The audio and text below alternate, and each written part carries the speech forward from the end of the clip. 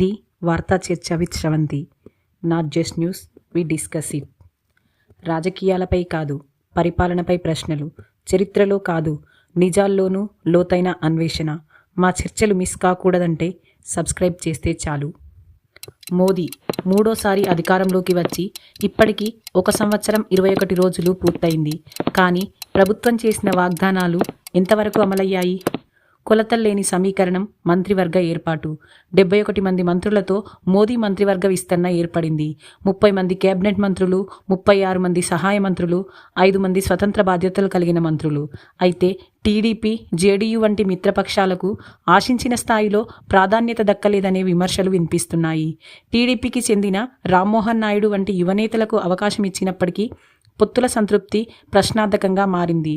ప్రధాన శాఖల పనితీరు ప్రజల్లో ఎంత నమ్మకం కలిగించాయి? రైల్వే శాఖ, అశ్విని వైష్ణవ్ గారు, హీట్ వేవ్ కారణంగా ట్రైన్లో ఆలస్యం, బుల్లెట్ ట్రైన్ స్పీడ్లో ట్వీట్స్. కానీ ట్రైన్ సేఫ్టీ? మణిపూర్లో రైల్వే సరుకుల రాకపోకల్లో అంతరాయం ఏర్పడడం ప్రయాణికుల ఆందోళనకు దారితీసింది. సురక్షిత ప్రయాణం మాటల్లో ఉంది, కానీ భవిష్యత్తు కోసం శ్రమ చేస్తున్నామంటున్నారు. వ్యవసాయ శాఖ, శివరాజ్ సింగ్ చౌహాన్, రైతుల Rythu Bharosa, PM Kisan 6,000 rupees renew చేసిన విత్తనాలు, ఎరువుల ధరలు పెరిగిపోతున్నాయి. మూడోసారి మినిమం సపోర్ట్ ప్రైస్ ఇవ్వకపోవడం పెద్ద విమర్శ. ఆరోగ్య శాఖ, JP Nadda, medical counselling, internship late, విద్యార్థుల్లో ఆందోళనలు. ఒక్క కోవిడ్ వ్యాక్సిన్ సక్సెస్తో అన్నిటినీ కవర్ చేయగలమా? సివిల్ సప్లైస్, పీయూష్ గోయల్, ఉచిత రేషన్ పొడిగింపు నిర్ణయం అయితే అందరికీ సమర్థవంతంగా అందుతోందా? మోదీ పాలనా శైలి మారిందా? మోదీ ఈసారి ఎక్కువగా మాట్లాడడం లేదు, కానీ మీటింగ్స్ జరుగుతున్నాయి. క్యాబినెట్ డెసిషన్స్ ప్రజలకు కనపడడం లేదు. సంకీర్ణ బలవంతం వల్ల, లేక 2029 స్ట్రాటజీ షురూ అయిందా?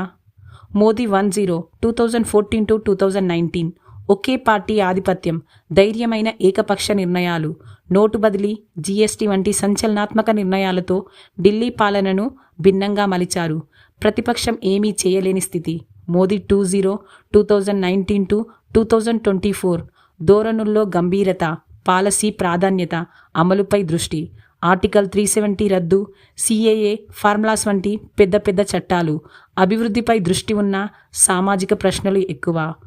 మోదీ 3-0 2024 to 2029, పరిమిత మెజారిటీతో రాజకీయ శాంతం, మౌనం వెనక వ్యూహం, మిత్రపక్షాలతో సఖ్యత, వారికి అవకాశాల విభజన, స్పష్టమైన విధానాల కంటే సమతుల్యతపై ఎక్కువ శ్రద్ధ.